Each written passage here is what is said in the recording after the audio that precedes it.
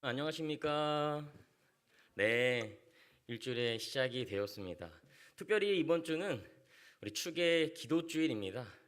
아침 이른 시간부터 또 하나님의 말씀으로 하루를 시작할 수 있게 영적으로 채울 수 있도록 인도하신 하나님께 너무 감사를 드립니다. 말씀 듣기에 앞서서 두 가지 광고를 좀 드리도록 하겠습니다. 첫 번째, 저희 원목실에서 준비한 이벤트가 두 가지가 있는데요. 그중에 첫 번째는 바로 앞에 보시는 것과 같이 솔로몬의 지혜라는 이벤트입니다. 이것이 무엇이냐 하면 유명한 솔로몬이 지혜롭게 뭔가를 판결했던 것처럼 우리도 재미난 넌센스 퀴즈를 풀면서 이렇게 퀴즈를 풀면 상품이 있습니다.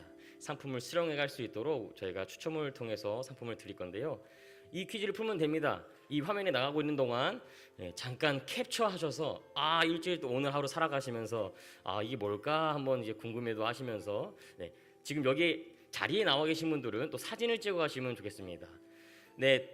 사진을 찍으셨으면 안 찍으셨으면 찍을 기회를 드리도록 하겠습니다. 잠시 사진을 찍는 동안 한 번 더 안내 말씀드리면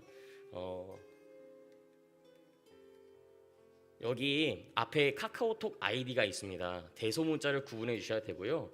제 카카오톡 아이디입니다. 제가 이제 프로필 사진을 이 질문지로 바꿀 것입니다. 그래서 이 카카오톡 아이디를 저장하시면 질문지를 사진을 못 찍으셨다더라도 캡처를 못 하셨더라도 다시금 볼 수 있으시니까요. 지금 이 화면도 저장해 두었다가 친구 추가를 해주시면 감사하겠습니다. 그리고 정답을 아시는 분들은 앞에 보이는 대문자 T, 소문자 HEOLOGY 79로 저장하셔서 답을 보내주시면 추첨을 통해 상품을 드리도록 하겠습니다. 또 두 번째 이벤트가 있는데요. 그것은 바로 기도 이벤트입니다. 기도해 주시면 감사하겠습니다. 이번 한 주 동안 기도를 해주시면 감사할 텐데요. 그 중에 이렇게 저희 원목실에서 기도 특공대, 바로 어벤져스죠. 5명의 어벤져스가 여러분들이 적어주신 그 기도 종이를 나가실 때, 참석하신 분들은 아실 겁니다. 나가실 때 기도 용지가 있습니다. 그 기도 용지에 기도 제목을 적어주시면 저희가 그 기도 제목들을 뽑아서 기도 특공대 어벤져스가 기도를 하도록 하겠습니다. 이렇게 기도를 하도록 하겠습니다. 또 총 이렇게 두 가지 이벤트가 준비되어 있으니까요. 여러분들의 많은 참여와 관심 그리고 기도 부탁드리도록 하겠습니다.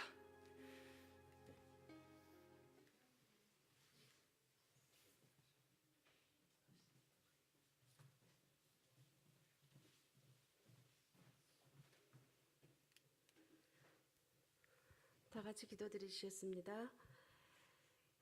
사랑이 많으신 아버지 하나님, 저희를 안전하고 건강하게 지켜주셔서 감사드립니다.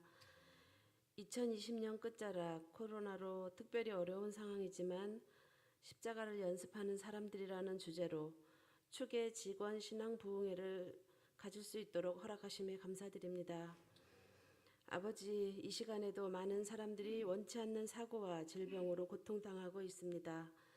특히 2020년은 온 세계가 코로나19라는 바이러스로 저희들이 누렸던 일상들이 무너지고 큰 어려움에 처해 있습니다. 저희 모두를 긍휼히 여겨주시고 은혜를 베풀어 주시기를 간구드립니다.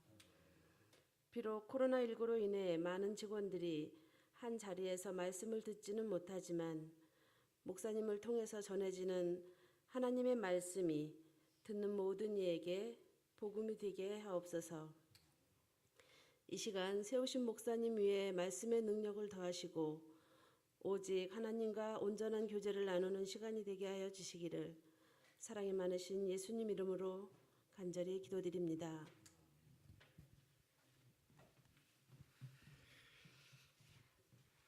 여러분 안녕하세요.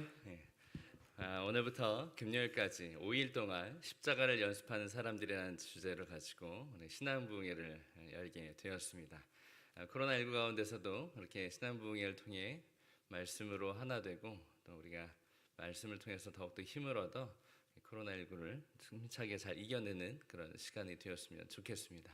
오늘부터 금요일까지 말씀을 주실 목사님은요, 현재 묵동교회 담임을 하고 계시는 주형식 목사님이십니다. 우리 목사님 바로 나오셔서 말씀 주실 때 큰 박수로 좀 환영해 주시면 감사하겠습니다.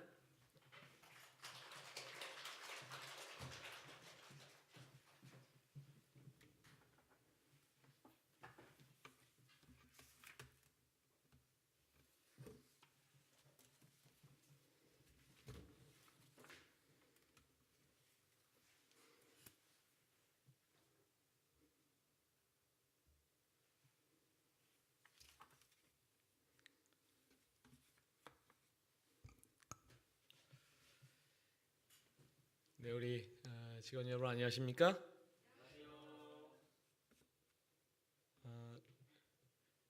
이렇게 직원 신앙부흥회로 우리 직원 여러분들을 만나 뵙게 돼서 진심으로 우리 하나님께 감사하고 또 초청해 주신 우리 원장님과 우리 목사님 또 우리 직원들께 감사드립니다. 거리두기가 상향되고 확진자가 계속 늘어나서 병원도 염려가 많고 저희 교회들도 염려가 많습니다. 저희 교회도 병원 직원들이 많이 계셔요. 그래서 병원 소식들을 매주마다 들으면서 저희도 같이 염려하고 또 교회에서 새벽 기도에서 또 교회에서 기도할 시간이 있을 때마다 우리 병원을 위해서 기도하고 있습니다. 우리 삼육병원은 우리 모든 교회들의 기관인 만큼 교회들이 이 기관을 위해서 기도하고 있음을 우리 직원들께서 잊지 마시고 더욱더 이 어려울 때 제가 몇 주 전에 설교를 하면서 동굴과 터널에 대해서 말씀을 드렸습니다. 동굴과 터널의 차이점은 막혔느냐 뚫렸느냐의 차이점이죠. 이 어려운 난관을 저희가 지금 지나가고 있지만은 터널이라고 생각이 됩니다. 하나님께서 끝까지 이 주의 기관을 인도하시고 또 잘 하나님께서 함께 하시기를 우리 모두가 함께 간절히 기도를 드립니다. 우리는 제7일 안식일 예수 재림교회 재림 성도들이죠. 우리 병원도 마지막 시대에 남은 교회인 재림교회의 복음을 전하기 위해서 세워진 그런 기관이죠. 그래서 우리는 스스로 하나님의 남은 교회 일원들, 남은 물이라고 그렇게 정의합니다. 그런데 오늘 우리의 형편을 보면은 과거에 뜨거웠던 열심이 그리워질 정도로 살기는 더 편해졌을지 모르겠지만은 우리의 신앙은 관성과 타성에 점점 젖어가는 것을 볼 수가 있습니다. 그래서 오늘 교회를 가리켜서 흔히들 라오디게아 교회와 많이 비교를 하지요. 하지만 사실 라오디게아 교회보다도 라오디게아 교회는 사실 성경에서 그렇게 많이 언급하고 있지 않습니다. 그런데 라오디게아 교회보다도 더욱더 적나라하게 그리고 더욱더 길게 그 모습에 비슷한 모습과 그 양상을 보여주는 교회가 성경에 등장하는데 그 교회가 바로 어떤 교회냐면은 바로 고린도 교회입니다. 사도행전 18장 1절 2절 말씀에 보시면은 아덴에 머물러 있던 바울이 이제 고린도로 가게 되는데 바울이 고린도로 가게 된 이유가 있습니다. 지금 먼저 고린도 교회에 대해서 간단하게 좀 설명을 드리겠습니다. 이 17장 16절에 보시면은 바울이 아덴에서 저희를 기다리다가 이제 헌금과 물품을 가지고 오는 성도들을 이제 만나기 위해서 아덴에서 만나기로 약속을 했는데 바울이 성도들보다 더 일찍 도착하게 됐어요. 근데 성도들을 기다리면서 이 지금의 그 아테네를 둘러다 보니까 우상 숭배로 가득 찬 것을 보고 그의 마음이 격분하게 되었습니다. 그래서 아덴의 철학자들하고 토론을 하게 됐는데 그게 실수였어요. 결국 바울은 성도들을 만나지 못하고 이제 아덴에서 쫓겨납니다. 그래서 쫓겨나서 간 곳이 바로 고린도예요. 특별한 어떤 계획이나 비전을 가지고 고린도로 간 게 아니라 고린도에 쫓겨갔습니다. 후원금도 못 받고 쫓겨갔으니 당장에 뭐가 생겨요? 먹고 사는 문제가 생깁니다. 그래서 여기저기 일자리를 찾다가 한 사람을 만나게 됩니다. 자, 고린도에 이르러서 누굴 만나냐면 아굴라라 하는 본도에서 난 유대인 하나를 만나게 됩니다. 아굴라가 남편인데 유대인이에요.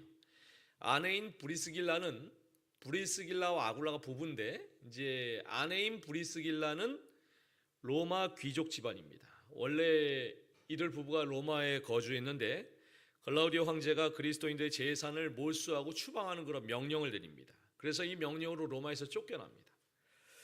사실 브리스길라는 귀족 집안 출신이라서 그녀가 원하면 로마에 살 수가 있었어요. 하지만 안락한 삶을 버리고 남편과 함께 신앙을 따라 고린도로 가게 됩니다. 자, 바울은 아시는 것처럼 로마 시민권자죠. 자, 바울이 로마 시민권을 어떻게 얻게 되었을까요? 로마 시민권을 받을 수 있는 자격이 있습니다. 첫 번째는 로마 시민권자의 부모를 둔 자녀. 두 번째는 로마에 혁혁한 공을 세운 사람.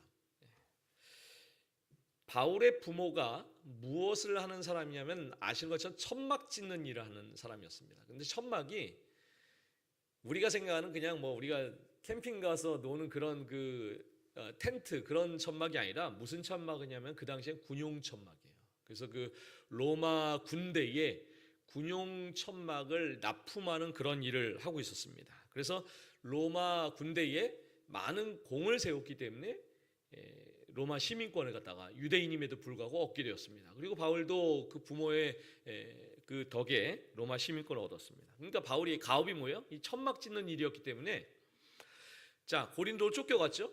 먹고 살 일이 막막하니까 바울이 이제 먹고 살 길을 찾아야 되는데 자기가 제일 잘하는 게 뭐예요? 천막 짓는 것입니다. 그래서 시장에서 이제 천막 가게를 기웃기웃거리기 시작합니다. 그런데 한 젊은 부부가 열심히 일하는 한 천막 가게를 갖다가 이제 가게 됐는데 거기서 만난 사람이 누구예요? 바로 이 브리스길라와 아굴라를 만나게 되었습니다. 로마에서 쫓겨난 많은 사람들이 거처를 정한 것이 바로 고린도였습니다. 시외국에 거대한 난민촌이 형성이 되었습니다. 그러니 얼마나 많은 그런 그 천막이 필요하겠습니까? 바울이 거기서 이들 부부와 함께 천막 짓는 일을 하면서 생활을 했고 훗날 그 브리스길라와 아굴라의 그 집에서 그 가정에서 이제 이 고린도 교회가 출발을 하게 되었습니다. 우리 하나님께서 이렇게 동역자를 묶어 주십니다. 전혀 다른 배경과 신분을 가진 이들을 기가 막힌 섭리로 만나게 하시고 함께 하나님의 일을 하도록 묶어 주십니다. 우리도 마찬가지 아니에요? 하나님께서 고린도에서 각각 다른 배경의 사람들을 하나 되게 하시고 하나님의 교회라고 묶어 주신 것처럼 각기 다른 배경을 가진 우리가 이렇게 주의 기관에 함께 모여서 한 목적과 한 사명으로 사역을 하면서 하나님의 기관에 일을 하게 된 것입니다. 자, 그런데 이렇게 아름답게 출발한 교회가 과정과 끝이 다 아름답게 진행이 되었으면 좋겠는데 죄 많은 인간들이 모인 곳이라서 항상 문제가 발생을 합니다. 그 첫 어려움은 역시나 불신과 분열이었습니다.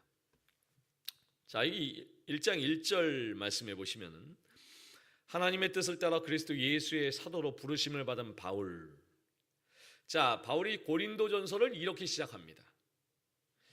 자, 1장 1절의 가장 첫머리에서 바울은 자기의 사도권을 강조합니다. 사도로서의 우월감을 나타내기 위한 것이 아니라 복음을 방어하기 위해서 사도권을 강조합니다. 예를 들어서 누군가 우리 원목실에 우리 목사님들 많이 계시죠. 근데 우리 목사님이 우리 윤 목사님이 신학교도 엉터리도 들어갔고 목사 안수도 우리 목사님 가짜로 받았대. 이렇게 얘기하면 그 다음부터는 목사님 앞에서 설교하시고 말씀하시고 가르치시는데 그게 다 신뢰가 되겠습니까? 바울도 혹시나 이러한 상황이 벌어져서 그가 많은 눈물을 쏟으면서 전한 복음이 훼손될까 그가 염려한 것입니다. 자, 그러면은 이 고린도 교회가 왜 바울의 사도권에 대해서 시비를 걸었을까요? 거기에 사연이 있습니다. 자, 10장 10절에 고린도서 10장 10절에 보시면은 그들의 말이 그의 편지들은, 여기 그는 바울입니다. 바울의 편지들은 무게가 있고 힘이 있으나 그가 몸으로 대할 때는 약하고 그 말도 시원하지 않다 하니. 자, 이 말씀이 무슨 말씀인지 아십니까? 지금 교인들이, 우리 목사님은 참 글도 잘 쓰시고 참 이렇게 여러 가지로 조리 있게 글도 잘 쓰시는데 뭐는 못해요? 설교는 우리 목사님 너무 못해. 말도 너무 못해. 욕하는 것, 흉보는 것입니다. 바울 서신을 보면 이 바울은 탁월한 신학자이고 탁월한 문장가였습니다. 그런데 간혹 보면은 우리 주변에 보면은 정말 글도 잘 쓰시고 가르치는 것도 탁월한데 그 머리에 든 게 전달력이 좀 약간 부족해서 좀 이 말하는 게 좀 딸리는 그런 분들이 우리 주변에 좀 계십니다. 이 성도들이 대놓고 우리 목사님 설교 너무 못해 이렇게 얘기하는 것입니다. 자, 그런데 하필이면 이때 누가 오냐면 고린도에 아볼로라고 하는 사람이 옵니다. 그런데 아볼로라고 하는 사람이 이 사도행전 18장의 말씀을 보시면은 아볼로는 언변이 탁월하고 말이 논리적이고 그 말에 힘이 있는 그런 사람이었습니다. 그래서 이 말씀을 보시면 유대인들과 논쟁을 해도 그들의 궤변과 논리를 깨버리는 그런 사람이었습니다. 그래서 사람들이 자꾸 이제 뭐예요? 이 죄 많은 인간들 특징이 뭐예요? 자꾸 비교하는 거예요. 비교하면 안 되는데 우리 등거는 많은데 말 못하는 목사님하고 저 새로운 그 아주 청산유주같이 말을 잘하는 아볼로하고 비교를 하게 되는 것입니다. 게다가 또 누가 유력한 그 교회 지도자가 있었냐면 베드로가 있었죠. 결국 성도들이 자기의 기호에 맞게 당파를 나누게 된 것입니다. 이 교회의 주인은 하나님 한 분이신데 이 미성숙한 교인들이 자기의 기호에 맞게 바울파와 아볼로파와 게바파와 이렇게 당파를 만들고 이것이 분쟁이 된 것입니다. 자, 여기 11절 12절 말씀에 보시면 심지어는 누구 파까지? 그리스도파까지 만들어서 4개의 파볼로 교회가 갈라져서 심각한 분쟁이 벌어졌습니다. 정말 생명을 다해서 복음을 전했는데 어떻게 이런 일이 벌어졌을까가 가슴이 아팠습니다. 그래서 이렇게 권면합니다. 고린도에 있는 하나님의 교회, 곧 그리스도 예수 안에서 거룩하여지고 성도라 부르심을 입은 자들과 또 각처에서 우리의 주, 곧 저희와 우리의 주 되신 예수 그리스도 이름을 부르는 모든 자들에게. 자, 바울이 고린도 교회를 가리켜서 하나님의 교회라고 이야기한 것을 한번 주목해 보시길 바랍니다. 그냥 교회라고 하면 됐지 왜 하나님의 교회라고 그렇게 이야기를 했을까요? 자, 헬라어로 교회를 에클레시아라고 합니다. 아시는 것처럼 에클레시아는 건물을 가리키는 게 아니에요. 사람의 모임이라는 뜻이 에클레시아입니다. 부르심을 받은 사람의 공동체를 에클레시아라고 하는데 문화와 경제가 발달했던 또 굉장히 여러 가지로 모든 것들이 발달했던 이 고린도 지역에서는 오늘날에도 우리 주변에 많은 수많은 동호회들이 있죠. 이 당시 고린도 사회에도 수많은 동호회들이 있었습니다. 그리고 이 많은 동호회들을 가리켜서 사람들의 모임, 에클레시아라고 불렀습니다. 예를 들어서 철학자들이 많이 모인 철학자들의 동호회를 가리켜서 철학자 에클레시아, 또 의사들이 함께 모이는 모임을 가리켜서 의사 에클레시아, 뭐 달리기를 좋아하는 취미를 가진 사람들이 모인 곳을 갖다가 가리켜서 달리기 에클레시아, 뭐 직업과 취미에 따라 모인 그 동호회를 에클레시아라고 불렀습니다. 그래서 그냥 에클레시아 그러면은 이 세상에 있는 여러 세속적인 동호회와 다를 바가 전혀 없기 때문에 바울은 이 에클레시아 앞에 하나님의라는 그런 말을 붙인 것입니다.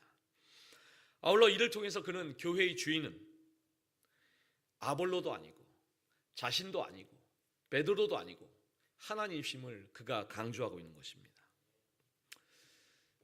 저는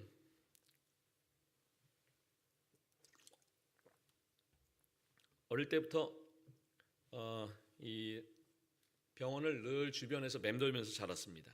옛날 위생병원이죠. 어린 시절에는 제가 집이 요 가까운 홍릉에 있었기 때문에 이 시조사 앞에서 또 병원 앞에서 늘 그냥 이 앞에서 장난치면서 놀았던 그런 기억이 생생합니다. 제 동생도 여기서 태어났고 저는 집에서 태어났지만 동생은 여기서 태어났고 또 아버지 어머니도 편찮으시면 늘 이 병원에서 치료를 받으시거나 입원하시고 늘 병원이 제 주변에 있었습니다. 제 첫 전도사의 생활도 이 삼육중앙교회에서 했고 또 저희 아이도 이 병원에서 태어났고 그래서 이 삼육서울병원은 병원이지만은 제게는 마치 그 교회와도 같고 고향과도 같은 그런 곳이었습니다. 우리 삼육서울병원은 단순히 에클레시아 사람들의 일하기 위해서 모인 곳이 아니라 사도 바울이 이야기한 것처럼 하나님의 에클레시아 하나님의 특별한 사역을 위해서 주의 종들이 모인 곳입니다. 부족한 죄인들이 모인 곳이니 때로는 우리가 일을 하면서 이 고린도 교회처럼 갈등이 분쟁이 있을 수가 있지만 결국에는 이 기관의 주인임은 하나님이심을 잊지 아니하는 것이 우리 모두에게 정말 중요합니다. 세상의 수많은 에클레시아와 구분하기 위해서 바울은 하나님의 에클레시아라고 그가 의도적으로 그렇게 부르는 것입니다. 다시 말해서 교회는 아볼로의 것도 교회는 베드로의 것도 교회는 바울의 것도 아닌 하나님의 것이다 라고 그는 선언하는 것입니다. 자, 1장 4절에 보시면은 너희에게 주신 하나님의 은혜를 인하여 내가 너희를 위하여 항상 하나님께 감사하노니 이 말씀에서의 은혜는 그 헬라어 원어의 정확한 뜻을 보면 은사입니다. 하나님께서는 이 교회에 많은 은사를 주셨어요. 그런데 이 교회의 문제점 중에 하나가 뭐냐면은 하나님께서 나에게 특별한 은사를 재능을 주셨는데 그것을 겸손하게 하나님을 위해서 일하지 아니하고 서로 자기의 은사를 자랑하다 보니까 자기의 능력을 자랑하다 보니까 이 교회에 또한 갈등과 분쟁이 생긴 것입니다. 이는 너희가 그의 안에서 모든 일 곧 모든 구병과 모든 지식의 풍족함으로 그리스도의 증거가 너희 중에 경고케 하여 너희가 모든 은사의 부족함이 없이 우리 주 예수 그리스도의 나타나심을 기다립니다. 주께서 너희를 우리 주 예수 그리스도의 날에 책망할 것이 없는 자로 끝까지 경고케 하시리라. 자, 이 말씀을 자세히 보시면은요, 언뜻 보면 칭찬 같지만 이 칭찬이 아닙니다. 너희들의 현재 영적인 상태가 너무나 지금 연약하니 앞으로 좀 견고해져라 라는 그런 당부의 말입니다. 지금 고린도 교회는 많은 은사가 넘칩니다. 그런데 뭔가 부족해요. 하나님께서 우리에게 다양한 은사를 주시는 것은, 다양한 기회를 주시는 것은, 재능을 주시는 것은 그것을 활용해서 동료의 부족한 부분을 채우고 동료를 세우고 또 하나님을 섬기기 위함인데, 그런데 안타깝게도 이들이 받은 은사를 가지고 상대방을 찌르고 상대방을 책망하고 상대방을 정죄하고 상대방을 아프게 하는데 그렇게 사용을 합니다. 은사는 결코 잘난 체하고 은사는 자기를 드러내고 은사는 경쟁하라고 하나님께 주신 게 아닌데, 하나님이 겸손하게 서로 섬기라고 은사를 주셨는데 그 외에는 다른 목적이 있을 수가 없는 것입니다.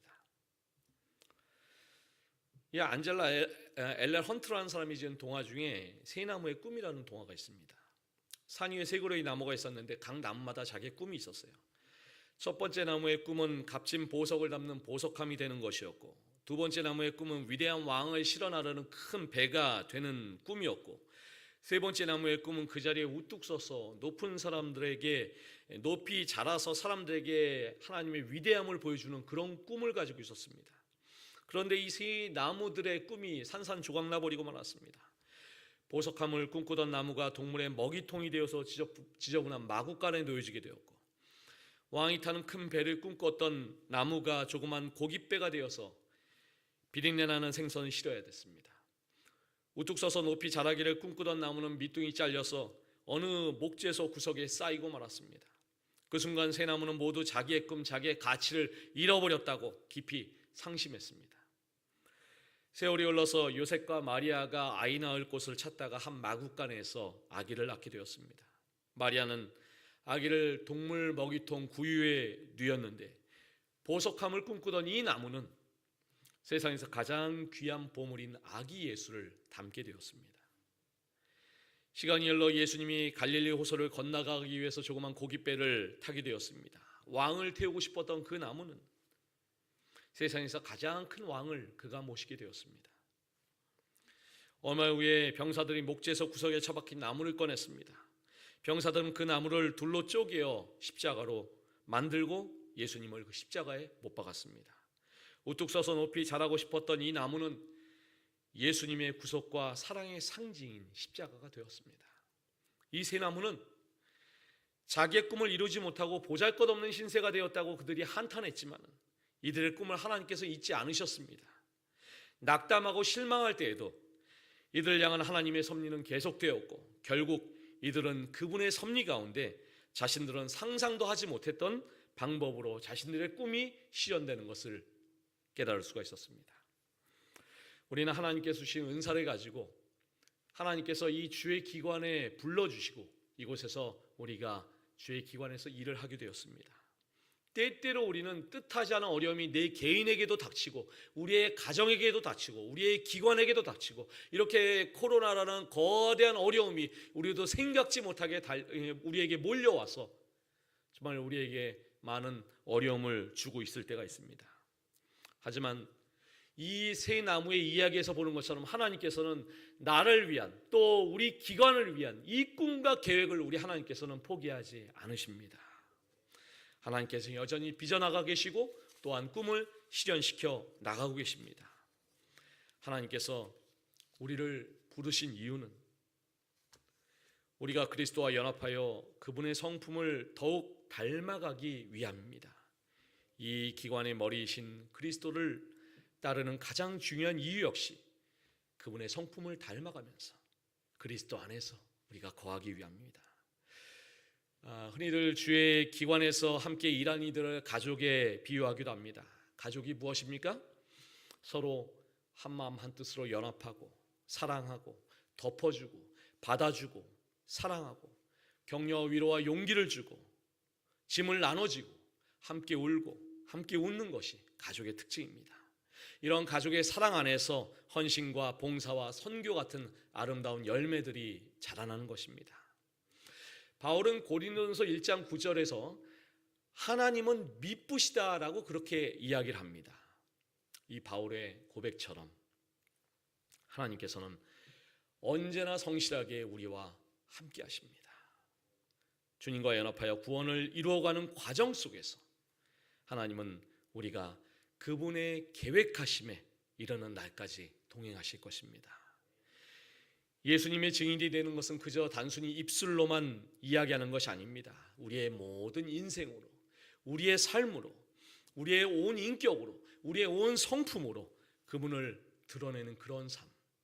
오늘도 그러한 생을 살아가시는 사랑하는 우리 모든 직원들 되시기를 간절히 바라면서 말씀을 마치겠습니다. 우리 함께 기도하시겠습니다. 사랑의 아버지 하나님, 주의 기관에서 일하는 우리 모든 주의 종들이 그리스도께서 이 기관의 주인이 되심을 잊지 아니하며 이 기관이 하나님의 병원임을 잊지 아니하며 저희는 나보다 남을 낮게 여기며 주께서 주신 은사를 나를 높이기보다는 주님의 일을 위하여 다른 이들을 높이기 위하여 사용하며 우리의 삶으로 우리의 인생으로 우리의 입술로 주님을 온전히 드러내는 그런 일꾼들이 되도록 인도하여 주시옵소서. 예수 그리스도 이름으로 기도드리옵나이다. 아멘.